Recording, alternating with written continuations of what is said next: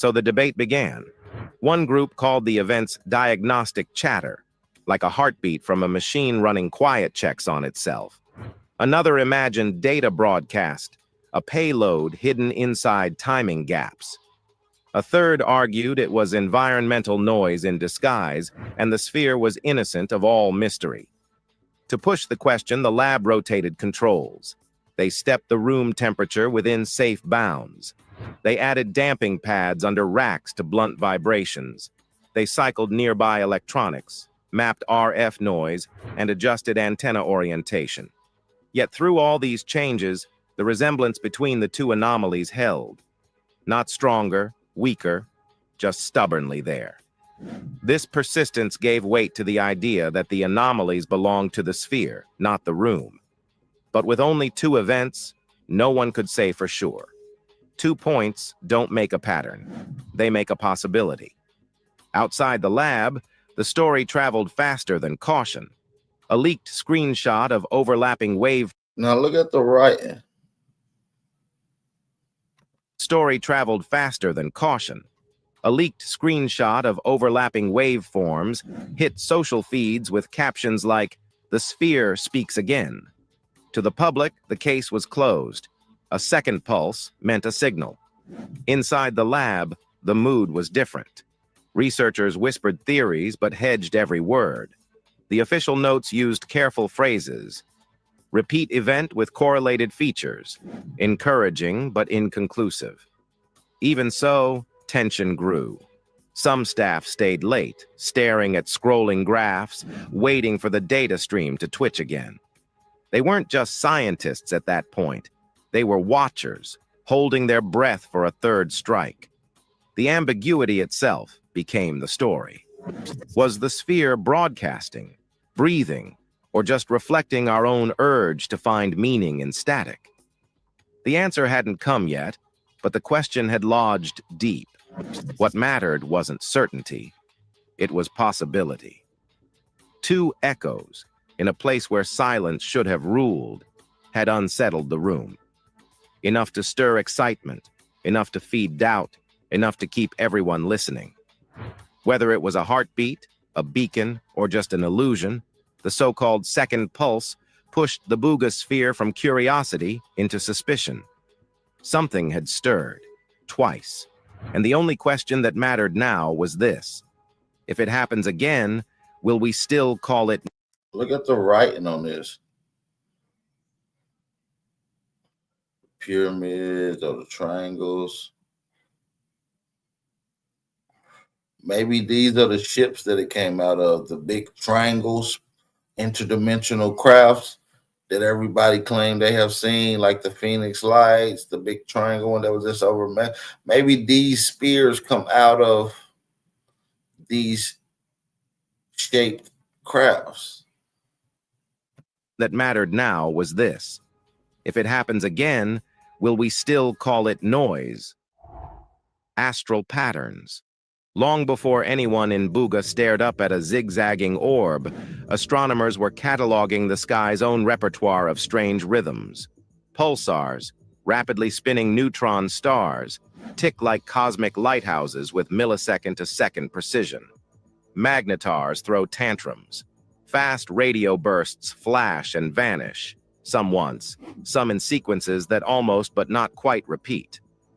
The wow signal of 1977 remains a one-off mystery that inspires more caution than conclusions. In 2025, 3 results set the tone for how scientists think about repeating energy signatures. First, researchers traced 125.5-minute rhythmic radio pulses to a binary system about 1,600 light-years away, where a white dwarf and a red dwarf interact magnetically. The cadence wasn't communication, it was astrophysics. Fields twisting, plasma snapping, a cycle written by orbits and magnetism. Second, a source dubbed ASCAP J 18320-911 inside our galaxy pulsed roughly every 44 minutes in radio and X-ray bands. Its dual-band behavior didn't match standard pulsar models, forcing new ideas about slow, energetic emitters. Third, Observers logged an exceptionally bright FRB from a galaxy approximately 130 million light-years distant, the kind of single powerful event that gives instruments both a stress test and a treasure trove. Against that backdrop, it's natural to ask how any repeating terrestrial pattern should be compared to the skies. The right tools are statistical and cautious. Periodograms reveal dominant cycles. Autocorrelation highlights self-similarity. Wavelet analysis catches structure that changes over time. These methods don't tell you who is speaking. They tell you whether a rhythm exists and how stable it is. Some researchers looking at public discussions drew analogies to double optical pulses reportedly seen from the star HD 89389, closely spaced, repeating features whose cause remains unclear. Whether those specific stellar observations stand the test of peer review is secondary to a broader point. The universe is rich in regularities produced by physics. Rotation, orbit, precession, resonance. Nature repeats when systems lock into cycles. Regularity alone is not evidence of intent. That's not a buzzkill, it's a roadmap. If a pattern here on Earth superficially resembles cosmic behaviors, the comparison can guide tests without importing assumptions. Does the timing drift with temperature the way some mechanical resonances do? Is there a phase relationship to local fields? Does the spectrum show harmonics characteristic of a specific process? Do gaps cluster as if set by a clock or smear like a noisy relaxation? In astronomy, repeaters teach humility. Early FRB discoveries set off waves of "maybe it's a message" headlines. Years later, repeaters and non-repeaters alike began to map onto environments, star-forming regions, magnetized neighborhoods, where extreme physics does the talking. The lesson is that context narrows possibilities. For a terrestrial pattern, context means lab environment, materials, and response to controlled change, not analogies stretched across light years. Still, thinking cosmically has value.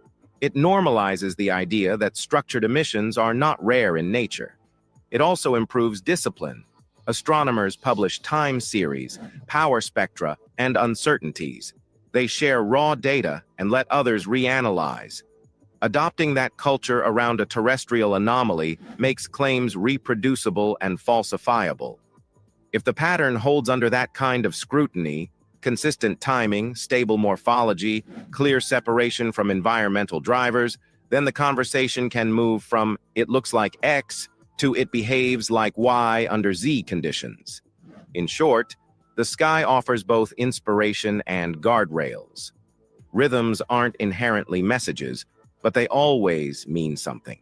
The task is to find out what without borrowing answers from the stars when the mechanism may be sitting on the workbench. Rational methods. From the beginning, critical voices urged a simple rule: extraordinary claims require ordinary discipline. Dr. Julia Mossbridge, a physicist who has weighed in publicly, framed the object as likely human-made, possibly an art project, and argued that declaring alien before rigorous vetting risks confusing curiosity with conclusion. Her stance isn't cynicism, it's process. Start with the most common explanations and eliminate them methodically. Institutional lessons back the cautious approach. The Pentagon's All-Domain Anomaly Resolution Office has repeatedly stated that cases they investigated show no evidence of extraterrestrial origin. Many resolve into balloons, drones, birds, satellites, and sensor artifacts.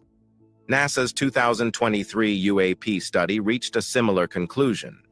Ambiguous observations often reflect limited data, not exotic physics. None of that means anomalies never exist. It means the base rate for prosaic explanations is high. Skeptics argue that extraordinary claims about artifacts like the Buga object demand rigorous, standardized methods that prioritize data over narrative. First, they call for independent imaging and materials analysis. Multiple labs should run their own X-rays and CT scans, with results compared across facilities. Non-destructive spectroscopic techniques like XRF and Raman, should be used to characterize both the material composition and any surface treatments. Discrepancies, such as differing counts of microspheres, must be resolved through shared protocols, not subjective interpretation. Transparency is also essential. All raw data should be released.